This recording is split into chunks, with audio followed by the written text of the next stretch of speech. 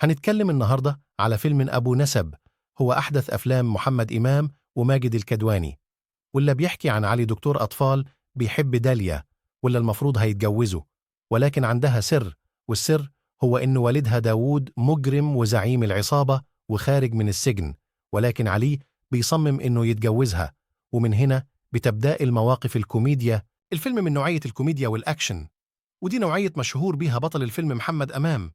وبشكل عام حبكة الفيلم مش جديدة، شفناها في أفلام مصرية كتير زي عريس من جهة أمنية وتسليم أهالي وسبع البرمبة والأنس والنمس، وكل الأفلام دي واقعة على مفارقة بين العريس ووالد أو أهل العروسة، وده طبعا لا يعيب في شيء. دي كوميديا بيطلع منها مواقف وشخصيات مضمونة على مستوى الضحك، ولكن بالمقارنة مع الأفلام دي وباقي أفلام محمد إمام على مستوى الكوميديا، أنا شايف أفضل واحد وأفضل حاجة في الفيلم هو ماجد الكدواني، لأنه عامل دور حلو جدا.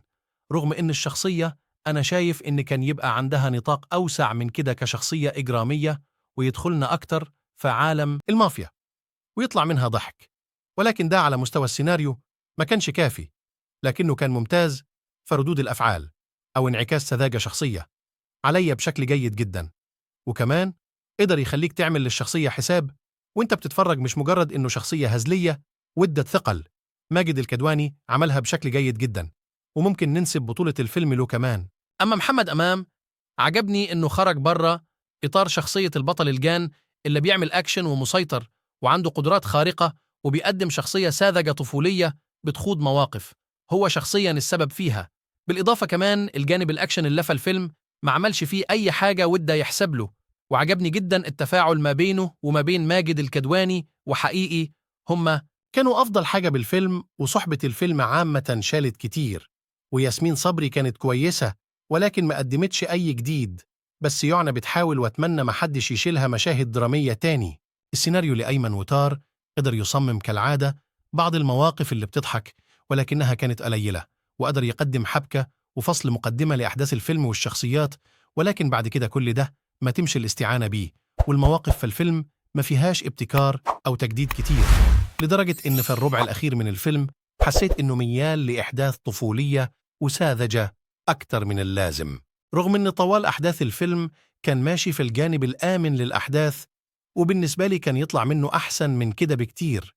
كمان يعاب عليه إن الشخصيات الفرعية للفيلم ملهاش لازمة في أحداثنا وتأثيرها سلبي. أما رامي أمام قدر يجتهد شوية مع الممثلين في تصميم بعض الأفكار الكوميديا وتنفيذها، لكن ما عنديش استثناء عليه، لكن عندي بعض الملاحظات زي إن تقطع المشهد من كذا زاوية، فالمشهد الواحد بقراره مونتاج أنا شايف إنه كتير وملوش معنى، وأوقات كتير كانت بتبقى صداع، ويمكن المؤثرات البصرية كرتونية شويتين وواضحة قوي. إخراج مشاهد الأكشن كانت جيدة، ما فيهاش إبداعات وما فيهاش شيء وحش، ولكن كان شكله كويس جدا، وكنت أتمنى لو كان يستغل مشاهد الضرب دي إنها تضحك. بشكل عام فيلم أبو نسب فيلم كوميدي مناسب للخروجات، وضحكت شوية فيه، والسبب فدت أبطاله واجتهاد مخرجه، وعامة هو لطيف وخروجه مناسبة للويك إند، والفيلم كمان مناسب أكتر للأطفال. إلا بالمناسبة أشهد إنهم كانوا مبسوطين وصوتهم الأعلى في القاعة، عشان كده يقول عليه هو خروجة عائلية مضمونة. التقييم النهائي 6 من 10. دوس لايك واشترك في القناة وشغل زر الجرس.